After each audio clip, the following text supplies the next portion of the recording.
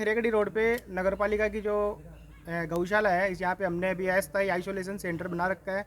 पुष्कर सहित पुष्कर से 15 किलोमीटर के दायरे में जितने भी लंपी बीमारी से पीड़ित गोवंश है, उनको यहाँ लाके उचित देखभाल की जा रही है और इलाज मुहैया कराया जा रहा है। गौ भक्तों के और भामाशाहों के द्वारा यहाँ पे जन सहयोग से लंपी केंद्र संचालित है। और यहाँ पे जो आज हमारे पुष्कर के एमएलए साहब और चेयरमैन साहब ने निरीक्षण किया था और उनको हमने यहाँ जो कमी है वह बताई है। इसके अलावा उनको बताया कि यहाँ पे पशुपालन विभाग की तरफ से एक भी कर्मचारी की नियुक्ति नहीं है, न कोई डॉक्टर आते हैं यहाँ पे विजिट के लिए, न हमारे यहाँ पे किसी प्रकार की दवाइयों का सहयोग है। और एमएलए साहब ने कहा कि हमने विधायक फंड से दवाइयों के लिए ऑर्डर जारी कर रखे हैं, वो दवाइयाँ यहाँ पहुँची नहीं पहुँची, हमने मना कर दिया, यहाँ पे कुछ भी नहीं पहुँचा अभी तक जितनी भी 1 रुपये से लेके 50,000 तक की जितनी भी दवाइयाँ हैं सब हम नगद दे के लेके आए मेडिकल से। हमें पुष्कर पशु चिकित्सालय से एक नीडल की भी सहायता नहीं मिली है। और यहाँ जो अभी सारी व्यवस्थाएं हैं, ये गौशाला हमें नगरपालिका ने अवेलेबल कराई है, नगरपालिका ने अपने संसाधन दे रखे हैं।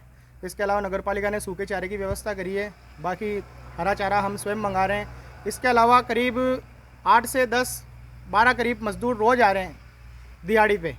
वो दिन भर 3 एम्बुलेंस चलती है, उसके अंदर पुष्कर नगर सहित आसपास के क्षेत्रों में जैसे भी हमें फ़ोन पे सूचना मिलती है लंपी से पीड़ित गोवंश की, वो मजदूर पिकअप के अंदर जाते हैं, एम्बुलेंस में वो गोवंश को यहाँ लेके आते हैं। उसके बाद हमारे यहाँ पे जो हमारे पशु चिकित्सक हैं वो सेवाएं दे रहे हैं निःशुल्क, किसी प्रकार का चार्ज नहीं ले रहे हैं, प्राइवेट डॉक्टर है।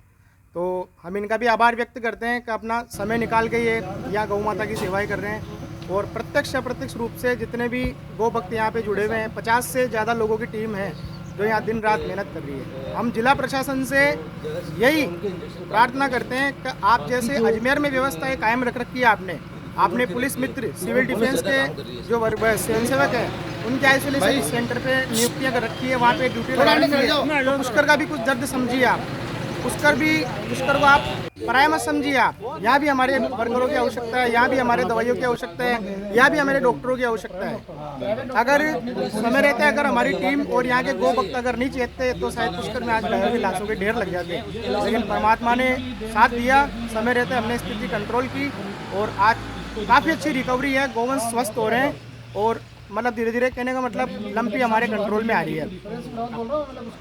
गौरतलब है कि पुष्कर की एनिमल केयर सोसाइटी संस्था यूँ तो कई सालों से गौ सेवा में लगी हुई है और कोरोना काल में भी सोसाइटी की ओर से गायों की सेवा की गई।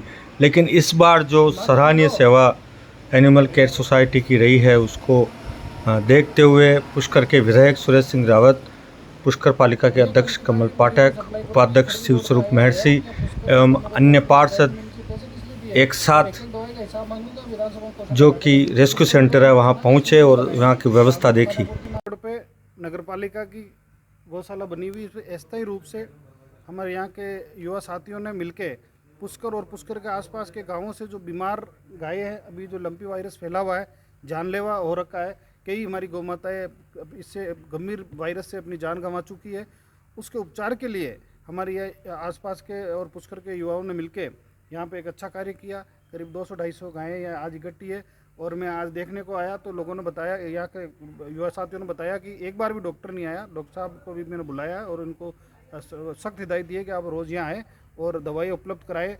मैंने 10 लाख रुपए विधायक मत से जैसे ये लंपी वायरस फैला, मैंने लगभग मेरे को 1 महीना हो गया उसको जारी किए हुए। लेकिन बड़े दुख की बात है कि सरकार लापरवाह हुई है और जिला प्रशासन की घोर लापरवाही है कि वो 10 लाख रुपए लेके और उसको सीएम रिलीफ फंड में डाल के कुंडली लगा के उस पर बैठ गया। आज तक यहाँ पुष्कर विधानसभा के अंदर एक भी दवाई का कतरा उन्होंने हमारे जो फंड था उससे नहीं भेजा। मैंने जिला कलेक्टर को भी आज निर्देश दिए कि तत्काल प्रभाव से आप उन पैसों का उपयोग करें और दवाइयाँ लेवे। मैंने डिप्टी डायरेक्टर को भी कहा कि यह स्टाफ की जो कमी है उसको लगाए और यहाँ पे निरंतर मॉनिटरिंग करें और दवाइयाँ की आवश्यकता है आप दवाइयाँ खरीदें।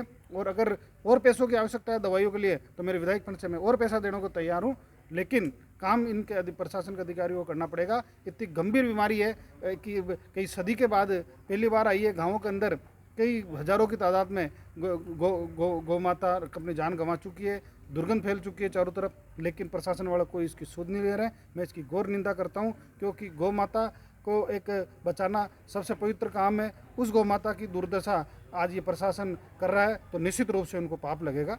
मैं उनको तीर्थराज पुष्कर महाराज जी से प्रार्थना करता हूँ कि सरकार को और प्रशासन को सद्बुद्धि दे ताकि गौ माता की रक्षा कर सके। आपने विधानसभा में प्रश्न उठाने की बात की थी। देखिए निश्चित रूप से विधानसभा के अंदर इस मामले को लेकर मैं क्वेश्चन लगाऊंगा। कल की तारीख में मेल करूंगा कि भाई इन्होंने रोकथाम के लिए क्या क्या उपाय किए, कौन कौन सी दवाई कब कब किस किस सेंटर से खरीदी, कब कब लगाई और कितनी पशुओं की मृत्यु हुई, कितनी की गणना हुई, उसको उनको मुआवजा देने की क्या कोई व्यवस्था है। क्योंकि गाँवों के अंदर आप देखेंगे तो बहुत सारे लोग जिनका आजीवन सिर्फ और सिर्फ पशुपालन पे है, दूध बेच के अपनी आजीविका चलाते हैं, लेकिन जिनके पास 2 गाय है दोनों ही मर गई तो अब बेचारे वो क्या करेंगे। जिनके पास 1 गाय है 1 मर गई तो वो क्या करेंगे। इस तरह से गाँवों के अंदर आर्थिक संकट भी आ खड़ा हुआ है और कई लोगों के ऊपर तो एक दुखों का पाट टूट गया, क्योंकि जिनके पास दूध का ही धंधा वो आगे क्या करेंगे। तो उनको भी सहायता मिले, इसके लिए भी मैं सरकार से मांग करूँगा।